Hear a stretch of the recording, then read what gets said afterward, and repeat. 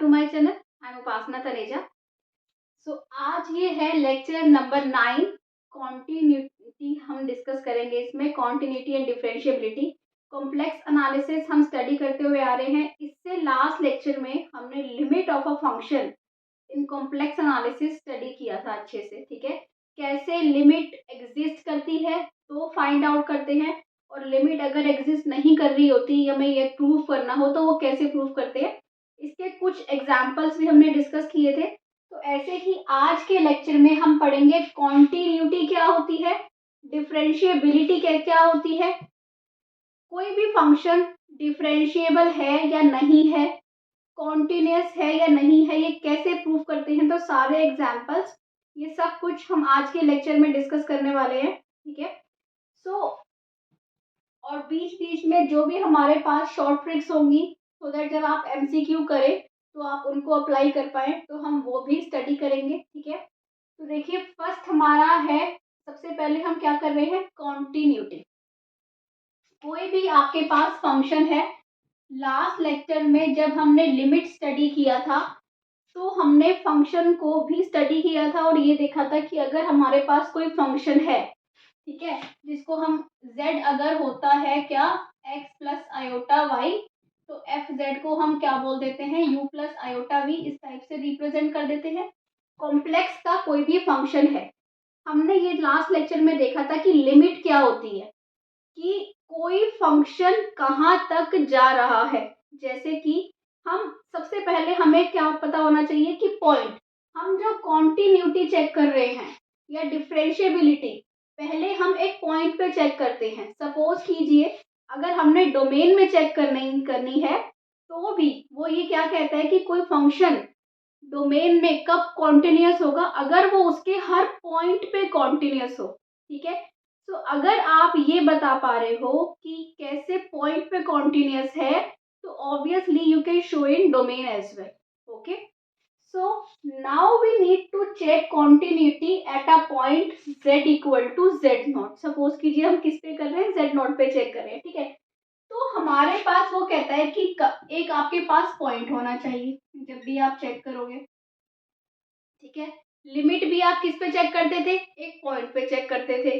तो वहां पे ये कहता था कि जैसे जैसे z जो है वो z नॉट को अप्रोच करेगा, लिमिट रियल में भी हम बहुत अच्छे से डिस्कस कर चुके हैं कि लिमिट क्या होती है। तो होपफुली अगर आपने वो वीडियो देखी हुई है तो होपफुली आपको पता होगा कि कैसे वो लिमिट किसी फंक्शन की क्या होती है, कैसे एग्जिस्ट करती है या नहीं करती है ना।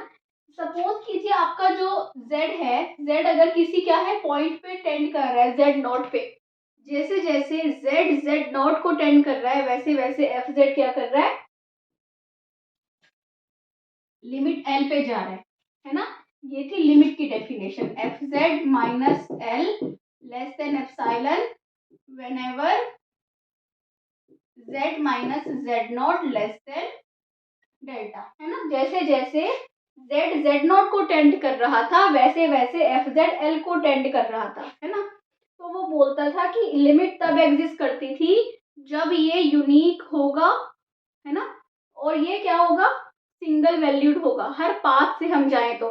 एफ जेड जो है जेड नॉट पे, सपोज कीजिए ये जेड नॉट है, ये जेड है, तो ये यहाँ से आ सकता था, इधर से होता हुआ भी आ सकता था, इधर से होता हुआ भी, और किसी और पाथ से भी कहीं से भी आ सकता था। किसी भी पाथ को फॉलो करता हुआ आए तो हमेशा वैल्यू एफ जेड की क्या मिलनी चाहिए, जेड नॉट पे यूनिक मिलनी चाहिए, वो लिमिट होती थी, है ना। सेम अगर आपको लिमिट का कॉन्सेप्ट पता है तो सेम वही कॉन्सेप्ट किसका है, कॉन्टिन्यूटी का। ये क्या कहता है कि कोई भी फंक्शन एफ जेड है उसको हम कॉन्टिन्यूअस कब बोलेंगे, किसी भी पॉइंट पे। सेम वहां पे क्या था, वहां पे ये बोलता था F Z minus L is less than epsilon whenever Z minus Z naught is less than delta. जैसे जैसे जेड जेड नॉट को टेंड करता था वैसे वैसे एफ जेड एल को टेंड करता था, है ना। तो एल जो है वो एफ जेड नॉट के इक्वल हो या नहीं हो, ऐसा नहीं था जरूरी, है ना। एल जो है वो एफ जेड नॉट से डिफरेंट भी हो सकता था। यहाँ पे ये क्या कहता है कि एफ जेड जो है ये एल की जगह पे आपका क्या आ गया, एफ जेड नॉट आ गया जहाँ पे एल था, है ना। तो क्या कंडीशन है कि फर्स्ट है कि एक तो limit F Z should exist, limit z tending to z not F Z should exist. ठीक है, दूसरी बात वो कह रहा है कि एफ जेड नॉट भी एग्जिस्ट करना चाहिए। ठीक है, वहां पे ये कहता था कि करे या नहीं करे, यहाँ पे ये कह रहा है कि एफ जेड नॉट भी एग्जिस्ट करना चाहिए और ये दोनों इक्वल होने चाहिए। वन जो होना चाहिए ये वन है, ये टू है, वन और टू दोनों क्या होने चाहिए, ये दोनों इक्वल होने चाहिए। ठीक है, अगर उस पॉइंट पे, जिस पॉइंट पे आप कॉन्टिन्यूटी चेक कर रहे हो, उस पॉइंट पे जो फंक्शन की वैल्यू है, उस पॉइंट पे क्या है, जो फंक्शन की वैल्यू है इज इक्वल टू किसके, जब आप limit z tending to z not F Z निकाल रहे हो, एक तो उस पॉइंट पे चेक कर रहे हो, एक टेंडिंग टू पे चेक कर रहे हो। ठीक है, अगर ऐसा है तो क्या होगा, फंक्शन कॉन्टिन्यूअस होगा। और अगर फंक्शन पॉइंट पे कॉन्टिन्यूअस है तो सारे डोमेन पे, जो डोमेन का पॉइंट है, तो उस सारे डोमेन में फंक्शन कॉन्टिन्यूअस होगा। Function is said to be continuous in a domain D if it is continuous at each point of the domain. ठीक है, इसके बाद हम ये देखेंगे कि जो कॉन्टिन्यूटी है उसके थोड़े से इम्पोर्टेंट जो पॉइंट्स है, कॉन्टिन्यूटी क्या होती है या तो हमने देख लिया। इसके बाद अगर फंक्शन कॉन्टिन्यूअस है तो और कौन कौन कॉन्टिन्यूअस होगा या फिर कौन कौन से फंक्शंस कॉन्टिन्यूअस होते हैं, तो कुछ रिजल्ट्स है, अब हम वो रिजल्ट्स देखेंगे एक बार, फिर हम डिफरेंशिएबिलिटी करके एग्जाम्पल्स पे आएंगे। सो अब ये कॉन्टिन्यूटी पे कुछ रिजल्ट्स हैं जो आप नोट कर सकते हैं। ये रिजल्ट्स क्या कहते हैं, आपको कॉन्टिन्यूटी पता है कि फंक्शन किसी पॉइंट पे कॉन्टिन्यूअस है, इसका मतलब उस पॉइंट पे जो फंक्शन की वैल्यू है किसके इक्वल होती है, जब z टेंड करता है उसी पॉइंट पे एफ जेड आता है तो उसकी वैल्यू किसके इक्वल होती है, एफ ऑफ जेड नॉट के इक्वल होती है। ठीक है, तो वो आपको पता है कि कॉन्टिन्यूटी किसी पॉइंट पे अगर फंक्शन कॉन्टिन्यूअस है तो क्या होगा। सपोज कीजिए अगर कोई दो फंक्शन है और वो कॉन्टिन्यूअस है, तो ऐसे केस में क्या होता है, तो उनका सम सब्ट्रैक्ट करें, मल्टीप्लाई करें या फिर डिवाइड करें, सब कुछ क्या होते हैं, कॉन्टिन्यूअस होते हैं। डिवीजन वाले में क्या होता है कि अगर डिनोमिनेटर क्या हो, नॉट इक्वल टू जीरो हो, प्रोवाइडेड है ना, denominator is not equal to zero, तो ऐसे केस में ये क्या होते हैं, ये कॉन्टिन्यूअस होते हैं। क्योंकि बहुत बार आपके पास क्वेश्चंस आते हैं इस टाइप के, जहां पे आपको, अगर आप क्वेश्चन को स्प्लिट कर लो, जैसे कि इस फॉर्म में क्वेश्चन है और अगर आप स्प्लिट करके चेक कर लो कि ये पार्ट कॉन्टिन्यूअस है, ये पार्ट कॉन्टिन्यूअस है, या फिर क्या है, दो फंक्शंस का प्रोडक्ट है, तो ऐसे क्वेश्चंस में आप स्प्लिट करके चेक करेंगे कि क्या फंक्शन उस पॉइंट पे कॉन्टिन्यूअस है, अगर है तो उनका प्रोडक्ट भी होगा, अगर दोनों कॉन्टिन्यूअस है तो। ठीक है, इसके बाद क्या है कि सारे पॉलिनोमियल्स जहां भी आपको दिखे कि कोई फंक्शन है उसमें पॉलिनोमियल्स हैं वो सारे कॉन्टिन्यूअस होंगे। ठीक है, इसके बाद composition of continuous function, composition कैसे, जैसे कि F of G, this is composition. ठीक है, कि आपने क्या निकालना है, F of G Z. Okay, suppose कीजिए जी जेड है जेड स्क्वायर और एफ जेड है साइन जेड। ठीक है, तो एफ ऑफ जी जेड क्या बन जाएगा, एफ ऑफ जेड स्क्वायर, मतलब कि साइन जेड स्क्वायर। तो ऐसे करके भी अगर आपको कोई दे रखा है फंक्शन, ये तो जस्ट एन एग्जांपल है, तो इस टाइप से भी अगर आपको कोई फंक्शन दे रखा है तो आप उसको इस टाइप से ब्रेक करके भी चेक कर सकते हो क्या ये कॉन्टिन्यूअस है। अगर दो फंक्शन कॉन्टिन्यूअस होते हैं तो उनका कॉम्पोजिशन भी क्या होता है, कॉन्टिन्यूअस होता है। ठीक है, if fz is continuous in a certain domain then real and imaginary parts are also continuous। तो अगर सपोज कीजिए कोई फंक्शन क्या है, कॉन्टिन्यूअस है, तो उसका रियल और इमेजिनरी पार्ट्स अलग अलग भी क्या होंगे, कॉन्टिन्यूअस होंगे। और ये जो फंक्शन है, ये कुछ एग्जांपल्स हैं, ये सारे क्या होते हैं, कॉन्टिन्यूअस होते हैं। ठीक है, तो होपफुली आपको थोड़ा सा कॉन्टिन्यूटी के बारे में क्लियर हो गया है। बाकी अभी हम एग्जाम्पल में भी देखेंगे कि कैसे चेक करते हैं। इसके बाद पहले हम डिफरेंशिएबिलिटी की डेफिनेशन देखेंगे, कुछ रिजल्ट्स देखेंगे और हम एग्जांपल्स पे आएंगे। सो नेक्स्ट हमारे पास आता है डिफरेंशिएबिलिटी, कि डिफरेंशिएबिलिटी क्या होती है। कॉन्टिन्यूटी हमने पढ़ा, लिमिट हमने पढ़ा कि कोई हमारे पास फंक्शन है ना, तो अब हमारे पास आ रहा है कि डिफरेंशिएबिलिटी क्या है किसी फंक्शन की, कोई फंक्शन कब डिफरेंशिएबल होगा। ठीक है, ये क्या कहता है, आपके पास सपोज कीजिए कोई सिंगल वैल्यूड फंक्शन है, सबसे पहले तो आपको क्या लेना है, सिंगल वैल्यूड फंक्शन। ये मैं पहले भी अपने लेक्चर से बता चुकी हूँ कि सिंगल वैल्यूड फंक्शंस कौन से होते हैं, मल्टी वैल्यूड फंक्शंस कौन से होते हैं, ठीक है। सिंगल वैल्यूड क्या है कि अगर आपके पास कोई फंक्शन है w is equal to F Z, suppose कर लीजिए, आप z की एक वैल्यू डाल रहे हो तो आपको w की एक वैल्यू मिल रही है, दैट मीन्स वो फंक्शन सिंगल वैल्यूड है, ठीक है। ऐसा नहीं है कि आप z की एक वैल्यू डाल रहे हो और आपको दो वैल्यूज मिल रही है, सपोज कीजिए जैसे अंडर रूट वाले फंक्शन हो गए, ठीक है, तो वहां पे आपको दो वैल्यूज मिल जाएंगी, तो वो सिंगल वैल्यूड नहीं है ना। तो अगर आपको z की एक वैल्यू डालने पे एफ जेड एक ही मिल रहा है, दैट मीन्स वो फंक्शन क्या है, सिंगल वैल्यूड है। तो अब हम जब डिफरेंशिएबिलिटी चेक कर रहे हैं तो इसमें क्या है कि a single valued function f z in a domain D is said to be differentiable at a point। किसी पॉइंट पे हम डिफरेंशिएबिलिटी चेक कर रहे हैं। सबसे पहले तो जब भी आपको डिफरेंशिएबिलिटी चेक करनी है, आपके पास एक क्या होना चाहिए कि पॉइंट क्या है, ठीक है। मोस्टली केसेस में ये जीरो ही दे देते हैं, अगर वो दे रहा है कहीं और, वो हमें भी एग्जाम्पल से देखेंगे, ठीक है, कैसे दे रहा है। पर अगर आपको किसी पॉइंट पे डिफरेंशिएबिलिटी चेक करनी है तो आपको क्या देखना है, F dash Z not exist, मतलब कि F dash Z exist at Z not, Z की जगह क्या आ गया, Z not, F dash Z not, F dash Z, इसकी डेफिनेशन डिफरेंशिएबिलिटी की आप 12th क्लास से पढ़ते हुए आ रहे हो, ठीक है। एग्जिस्ट का मतलब क्या है, एग्जिस्ट का मतलब क्या है, एक तो ये क्या होना चाहिए, यूनिक होना चाहिए, इट शुड बी यूनिक, ठीक है। क्या होना चाहिए, फाइनाइट होना चाहिए, और क्या होना चाहिए, and single valued, unique, finite and single valued.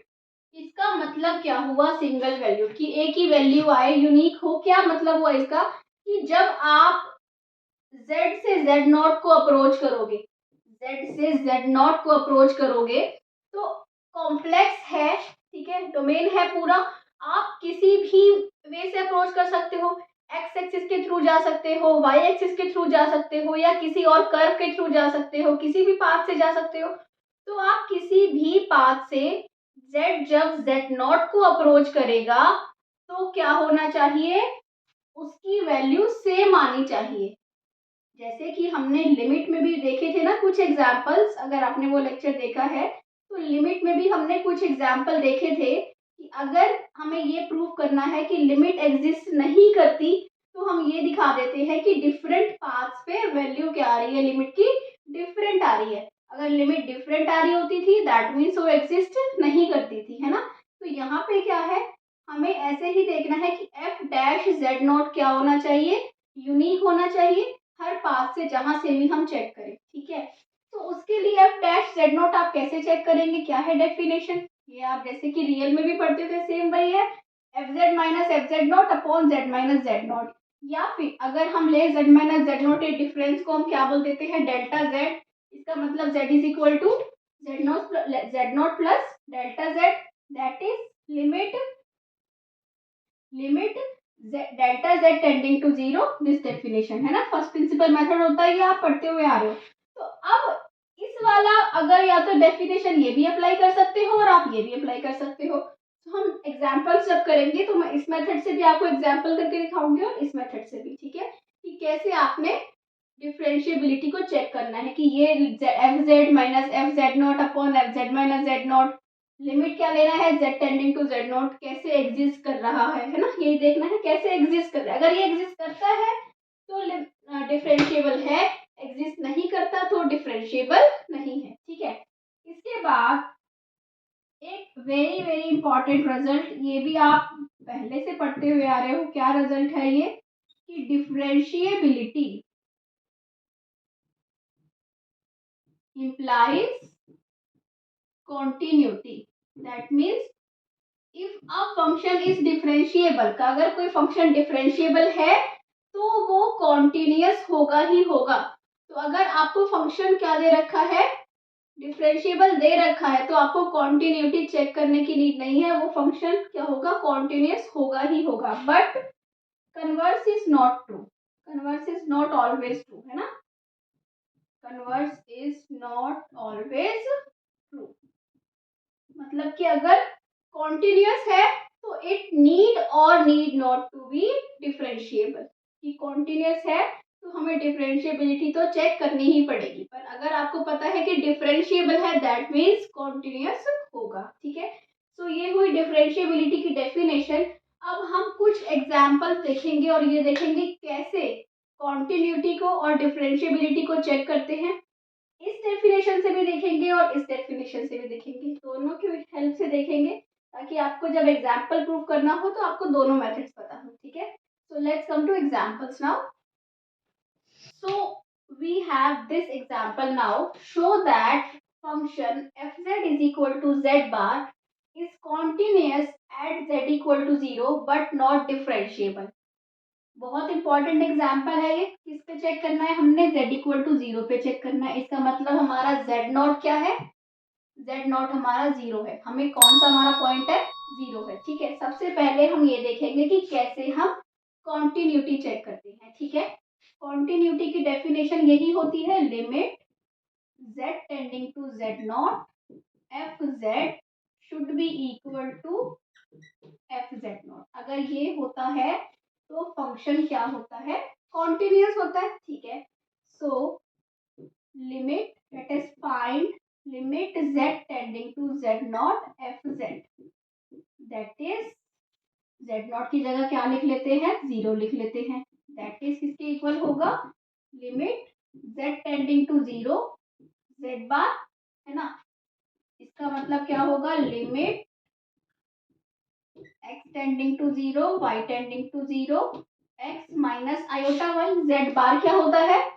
Conjugate of z, x minus iota y। इसका आपको क्या मिलेगा? 0 मिलेगा। ठीक है, एंड अब आप ये तो आपने निकाली LHS, अब आप निकालिए RHS। RHS क्या है? f ऑफ z नॉट, मतलब कि f ऑफ 0। f ऑफ 0 क्या होगा?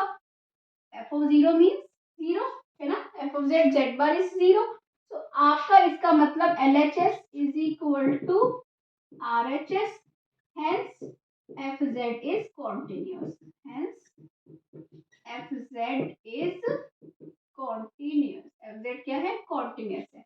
ठीक है, ये तो अब हमने प्रूफ कर दिया कि fz continuous है। ऐसे केस में वैसे भी आप बोल सकते हो fz क्या है? x माइनस आयोटा y है, मतलब क्या है? पॉलिनोमियल है ना। और अगर कोई फंक्शन पॉलिनोमियल होता है तो वो वैसे भी क्या होता है? कॉन्टिन्यूस होता है। अगर हम या तो ऐसे लिख भी सकते हैं, since fz is polynomial so it is continuous, otherwise you can prove it also like this. Okay, तो इसके बाद आपको ये प्रूव करना है कि ये क्या है? डिफरेंशिएबल भी है। ठीक है, डिफरेंशिएबल आप कैसे प्रूव करते हैं? देखिए, डिफरेंशिएबल अब आपको क्या देखना है? लिमिट, ये तो हुआ आपका कॉन्टिन्यूटी का, है ना। हमें प्रूव करना है डिफरेंशिएबल, सो कैसे प्रूव करते हैं? Limit F dash Z not, है ना, F dash Z not limit z tending to z not F Z minus F Z not upon z minus z not. If this exist so ये differentiable होता है, अगर does not exist तो differentiable नहीं होता। अब हमें क्या प्रूव करना है? Not differentiable. अब डज नॉट एग्जिस्ट कैसे दिखाते हैं? ऐसे दिखाते हैं कि ये क्या है? यूनिक नहीं है। यूनिक नहीं है मतलब कि अगर हम डिफरेंट पाथ से जाते हैं तो फंक्शन की वैल्यू सेम नहीं आती। ठीक है, देखिए कैसे? F dash 0 limit z tending to 0 fz is z bar minus fz naught is 0 upon z minus 0, that is limit z tending to 0। अच्छा, ये क्या हो गया? z bar is x minus iota y और ये क्या हो गया? x plus iota y, है ना। अब x टेंडिंग टू 0 मतलब क्या हुआ? x tending to 0 y tending to 0।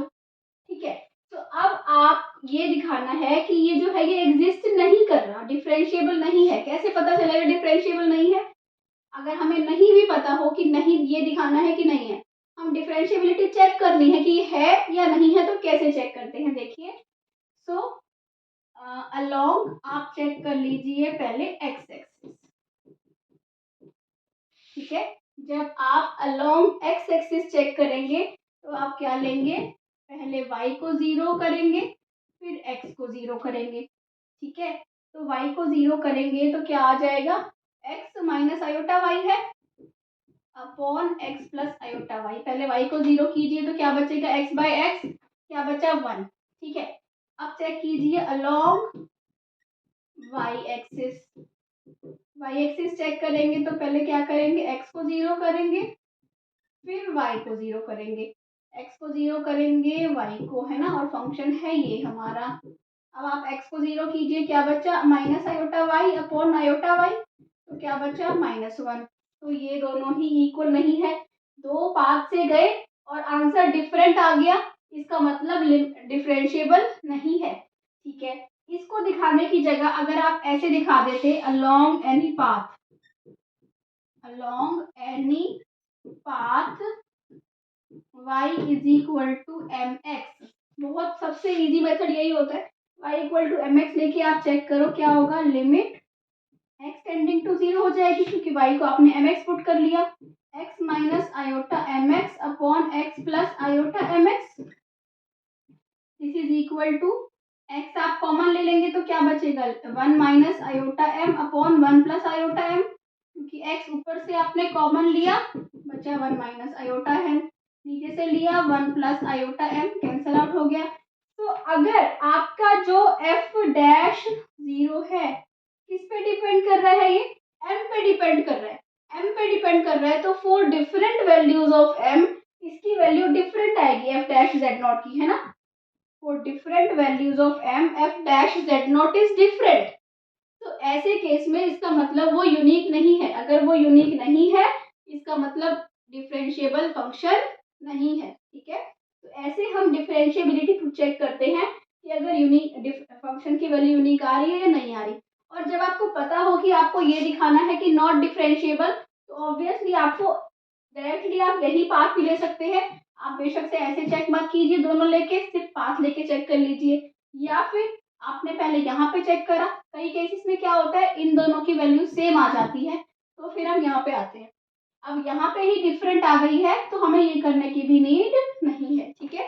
तो either you can do this और यू कैन डू दैट, तो कैसे भी आपको पता चल जाएगा कि फंक्शन जो है वो डिफरेंशिएबल नहीं है, ठीक है। इसके बाद हम सेकंड एग्जांपल पे आएंगे और उसको हम सेकंड डेफिनेशन से प्रूव करेंगे जो हमने डेल्टा जेड वाली डेफिनेशन की थी, ठीक है। So let's come to that now. So in this example, we have show that the function fz is equal to mod z square is differentiable at z equal to 0 and nowhere else. Mod z square आपको पता है क्या होता है, mod z square is z z bar, यही होता है, ठीक है। आपने ये दिखाना है कि ये डिफरेंशिएबल है किस पे, z इक्वल टू 0 पे। हमने जो मॉड z फंक्शन किया था वो z इक्वल टू 0 पे भी डिफरेंशिएबल नहीं था, but this function is differentiable at z equal to 0, but और कहीं भी डिफरेंशिएबल नहीं है। तो हम ये कैसे दिखाते हैं, इसको दिखाने के भी दो तरीके हैं, या तो हमने जो दोनों डेफिनेशन करी है डिफरेंशिएबिलिटी की, फर्स्ट वॉज ये वाली थी, limit z tending to 0, z tending to z naught, fz minus fz naught upon z minus z naught, और एक हमने ये करी थी limit delta z tending to 0 f z plus delta z naught plus delta z this upon delta z, ठीक है। ये दोनों हमने डेफिनेशन की थी किसकी, f डैश z नॉट की, है ना। तो अब लास्ट एग्जांपल जो हमने मॉड z का किया था वो हमने इस डेफिनेशन से शो किया था, इस एग्जांपल को भी आप इस डेफिनेशन से भी शो कर सकते हैं और इस डेफिनेशन से भी शो कर सकते हैं, ठीक है। जब हम इस डेफिनेशन से अगर प्रूफ करेंगे इसको, तो इसको करने के लिए हमें CR इक्वेशंस की नीड होगी, जो अभी हमने डिस्कस नहीं किया है। CR इक्वेशंस हम इसके नेक्स्ट लेक्चर में डिस्कस करेंगे, इसीलिए इस एग्जाम्पल को मैं इस मेथड से डिस्कस करूंगी, और जब हम CR इक्वेशंस स्टडी करेंगे तो हम इस वाली सेम क्वेश्चन को इस मेथड से भी डिस्कस करेंगे, ठीक है। तो अभी आइए हम इस वाले मेथड से करते हैं। F dash Z naught is equal to limit delta Z tending to 0 f of z not plus delta z minus F Z not upon delta z, ठीक है। यही होता है, हमें ये दिखाना है कि ये z इक्वल टू 0 पे तो एग्जिस्ट कर रहा है बट और कहीं एग्जिस्ट नहीं कर रहा। तो देखिए कितना सिंपल है इस मेथड से दिखाना।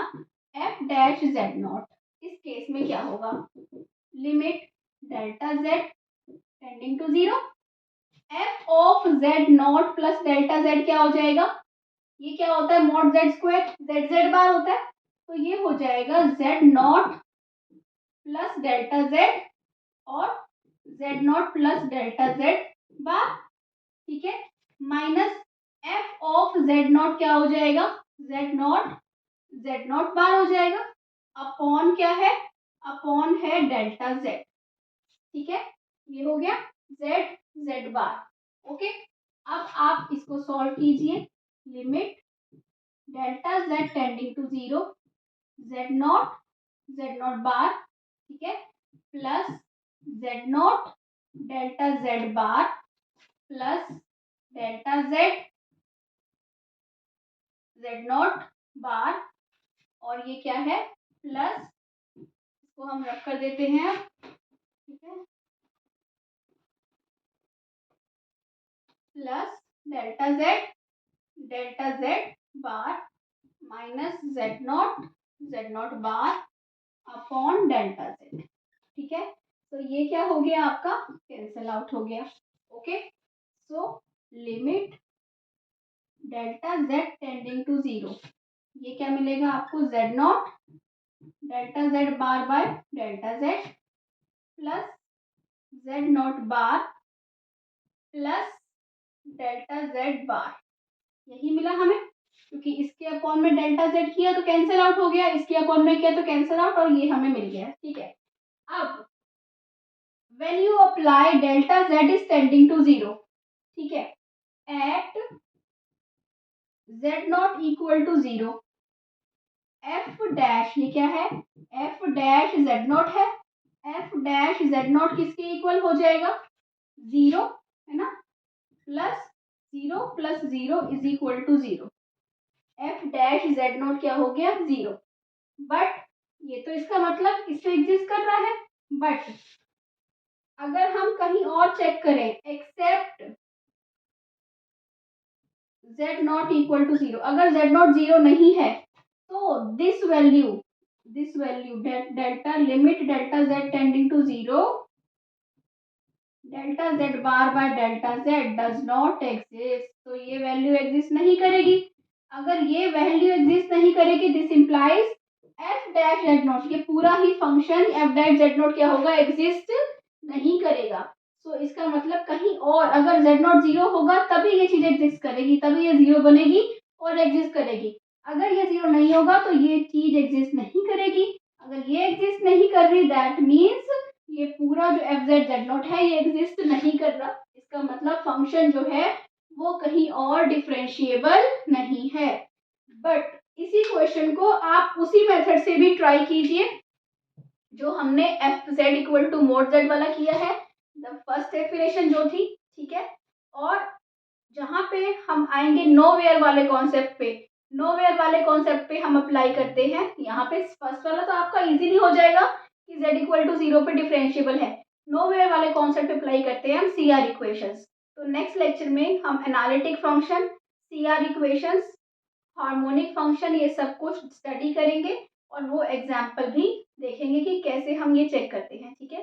सो आई होप आपको आज का लेक्चर अच्छे से क्लियर हो गया है, आपको समझ आ रहा है तो प्लीज़ चैनल को सब्सक्राइब कीजिए, वीडियो को लाइक कीजिए, शेयर कीजिए। Thank you for watching.